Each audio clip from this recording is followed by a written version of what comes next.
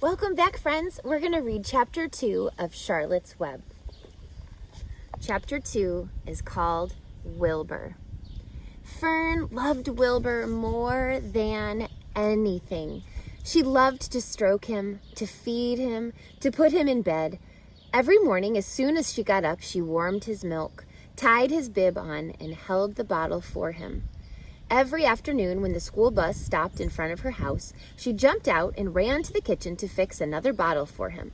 She fed him again at supper time, and again just before going to bed. Mrs. Arable gave him a feeding around noontime each day when Fern was away in school. Wilbur loved his milk, and he was never happier than when Fern was warming up a bottle for him. He would stand and gaze up at her with adoring eyes. For the first few days of his life, Wilbur was allowed to live in a box near the stove in the kitchen. Then, when Mrs. Arable complained, he was moved to a bigger box in the woodshed. At 2 weeks of age, he was moved outdoors. It was apple blossom time, and the days were getting warmer. Mr. Arable fixed a small yard, especially for Wilbur, under an apple tree, and gave him a large wooden box full of straw with a doorway cut in it so he could walk in and out as he pleased. "Won't he be cold at night?" asked Fern. "No," said her father. "You watch and see what he does." Carrying a bottle of milk, Fern sat down under the apple tree inside the yard. Wilbur ran to her, and she held the bottle for him while he sucked. When he had finished the last drop, he grunted and walked sleepily into the box. Fern peered through the door. Wilbur was poking the straw with his snout. In a short time, he had dug a tunnel in the straw. He crawled into the tunnel and disappeared from sight, completely covered with straw. Fern was enchanted. It relieved her mind to know that her baby would sleep covered up and would stay warm. Every morning after breakfast, Wilbur walked out to the road with Fern and waited with her till the bus came. She would wave goodbye to him, and he would stand and watch the bus until it vanished around a turn.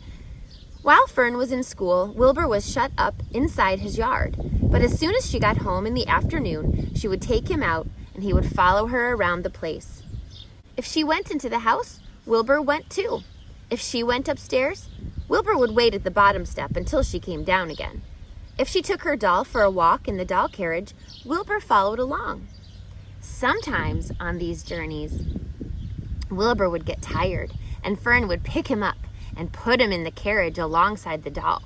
He liked this, and if he was very tired, he would close his eyes and go to sleep under the doll's blanket. He looked cute when his eyes were closed because his lashes were so long. The doll would close her eyes too, and Fern would wheel the carriage very slowly and smoothly so as not to wake her infants. Look, he does look so cute. I love the way E.B. White gives us such a good mind picture by using these great descriptive words. One warm afternoon, Fern and Avery put on bathing suits and went down to the brook for a swim. Wilbur tagged along at Fern's heels. When she waded into the brook, Wilbur waded in with her. He found the water quite cold, too cold for his liking. So while the children swam and played and splashed water at each other, Wilbur amused himself in the mud along the edge of the brook, where it was warm and moist and delightfully sticky and oozy. Every day was a happy day, and every night was peaceful. Wilbur was what farmers call a spring pig, which simply means that he was born in springtime. When he was 5 weeks old, Mr. Arable said he was now big enough to sell and would have to be sold. Fern broke down and wept, but her father was firm about it. Wilbur's appetite had increased. He was beginning to eat scraps of food in addition to milk. Mr. Arable was not willing to provide for him any longer. He had already sold Wilbur's 10 brothers and sisters. "He's got to go, Fern," he said. "You have had your fun raising a baby pig, but Wilbur's not a baby any longer, and he has to be sold." "Call up the Zuckermans," suggested Mrs. Arable to Fern. "Your Uncle Homer sometimes raises a pig, and if Wilbur goes there to live, you can walk down the road and visit him as often as you'd like." "How much money should I ask for him?" Fern wanted to know. "Well," said her father, "he's a runt.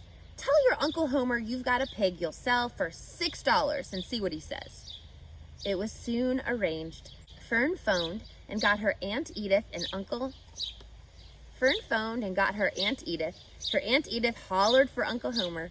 Uncle Homer came in from the barn and talked to Fern. When he heard that the price was only $6, he said he would buy the pig. Next day, Wilbur was taken from his home under the apple tree and went to live in the manure pile in the cellar of Zuckerman's barn. Okay, so Wilbur and Fern are not together anymore, but think about where Wilbur is. Wilbur's dad suggested that Fern sell Wilbur to her uncle, Uncle Homer. So Wilbur's going to live with Uncle Homer, who's just right down the road. And remember, Fern can go visit him every day after school. Thanks for reading with me. Stay tuned for Chapter 3.